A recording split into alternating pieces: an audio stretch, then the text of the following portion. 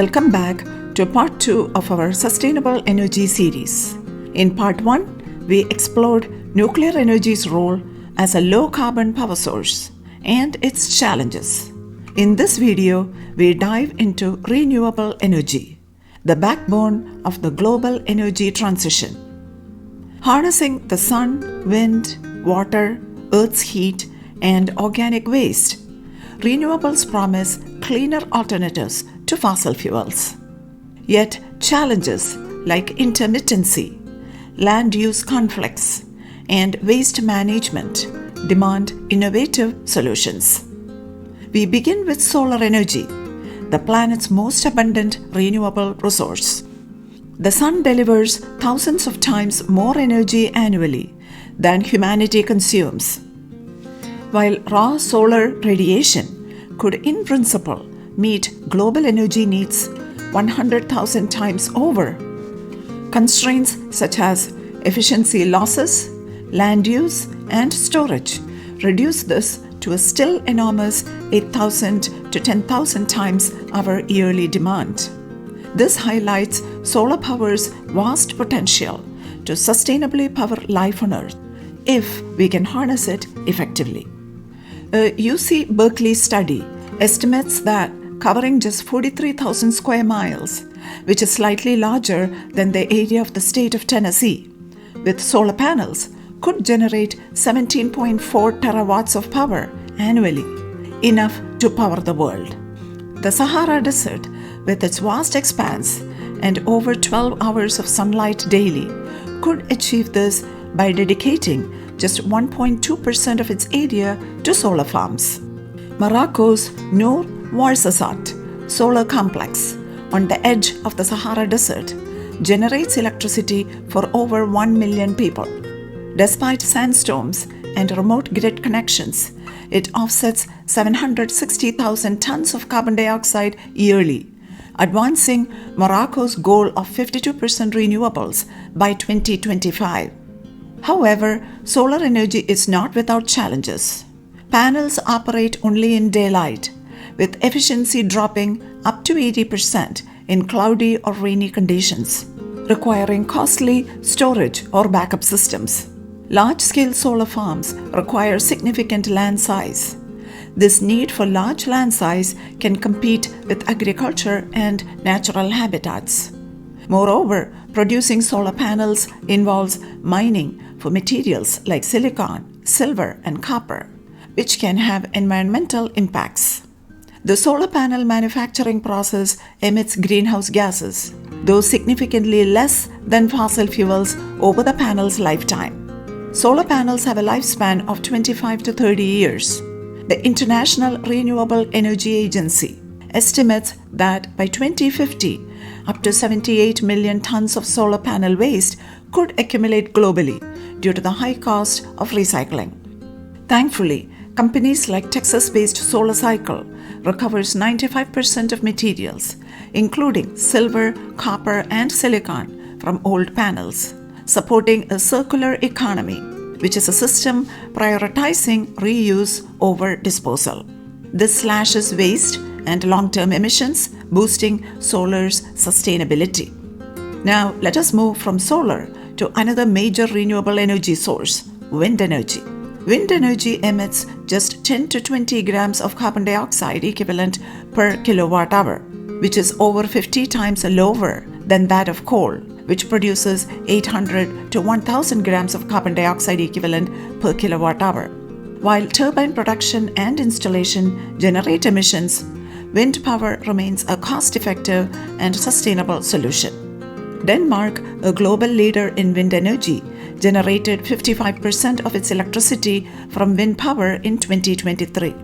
Denmark also recycles decommissioned turbine blades into materials like cement and repurposes them for infrastructure projects such as bike shelters and bridges.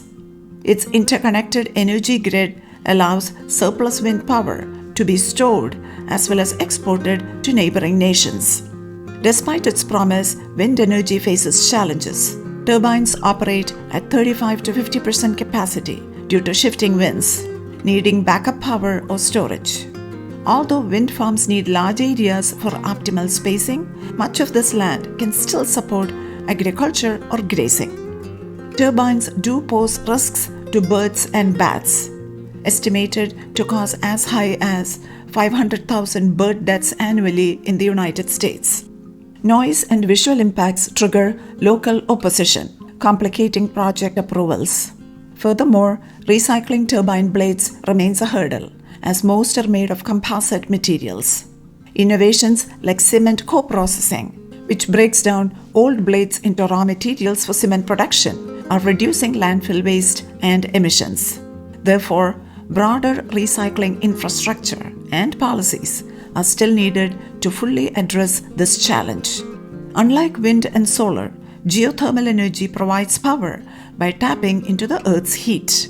The United States leads globally with 3,900 megawatts of installed geothermal electricity capacity, harnessing Earth's heat primarily in California and Nevada.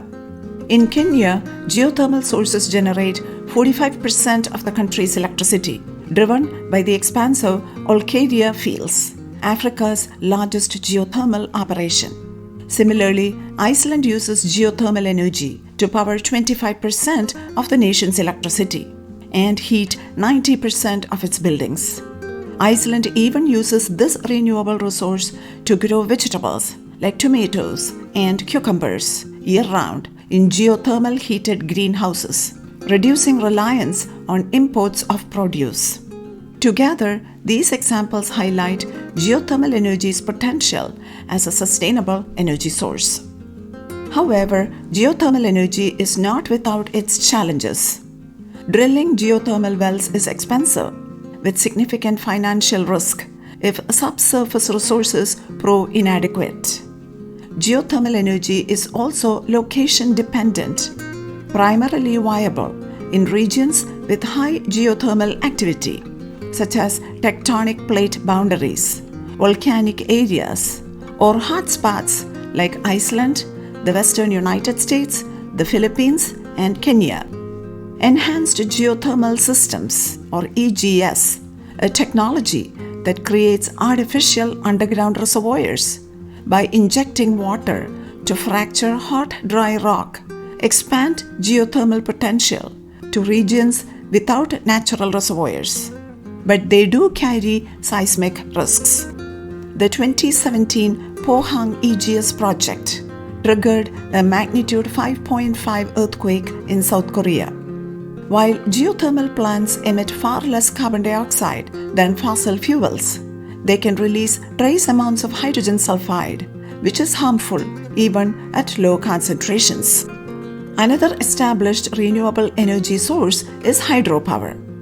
Hydropower is one of the oldest and most widely used renewable energy sources, accounting for 17% of global electricity generation annually.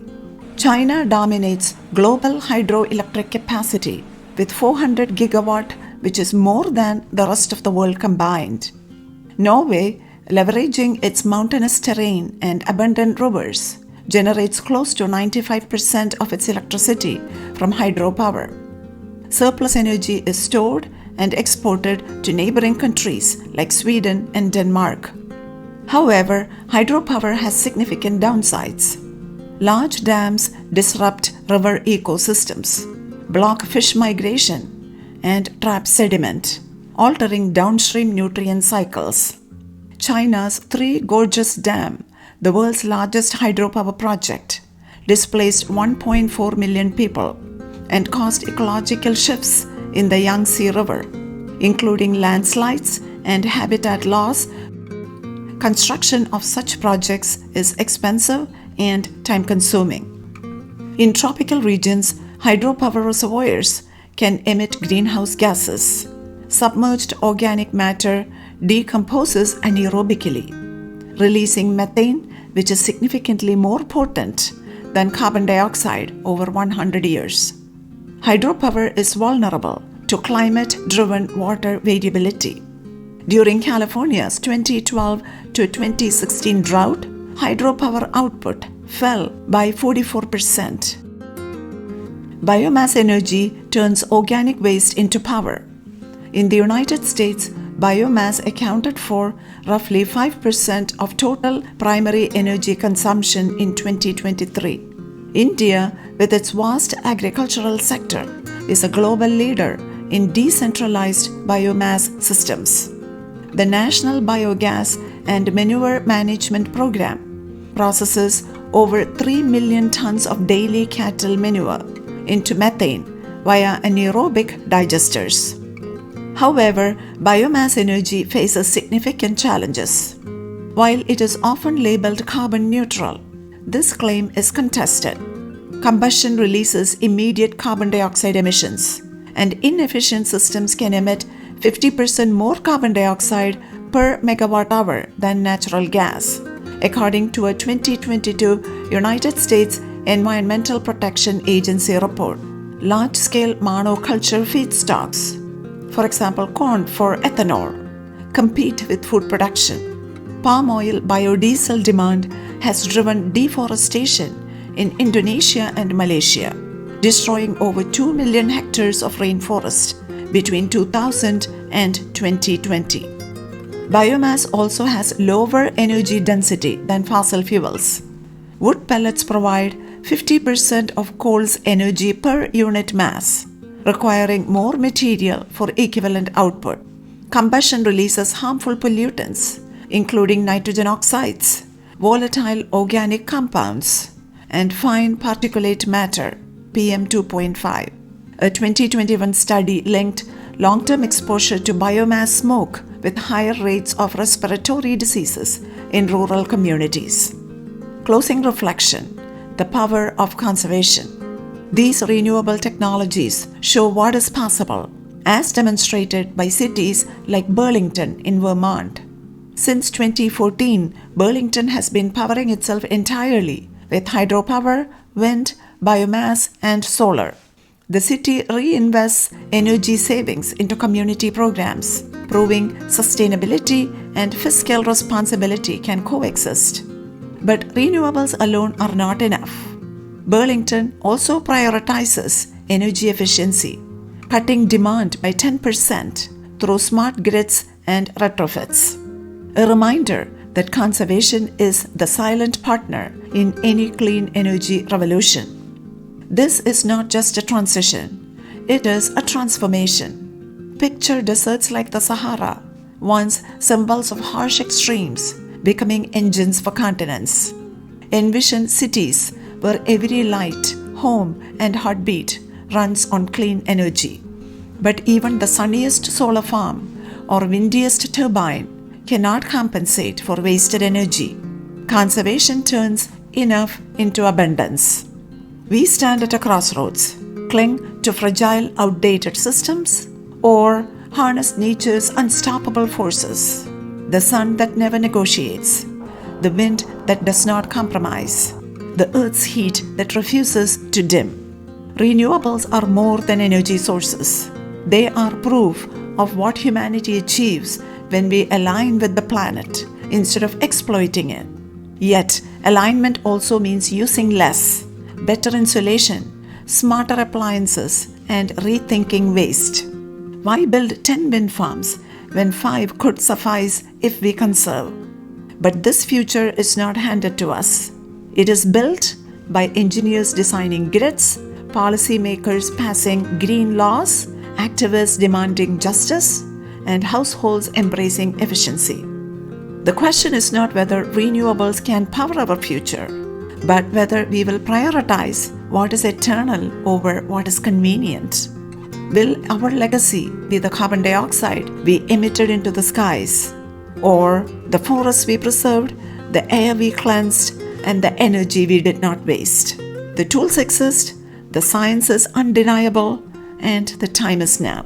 A generation that powered tomorrow, not just with cleaner energy, but with less. What story will you help write? Drop a comment if you choose action and restraint over apathy. The future is built by those who act and conserve today.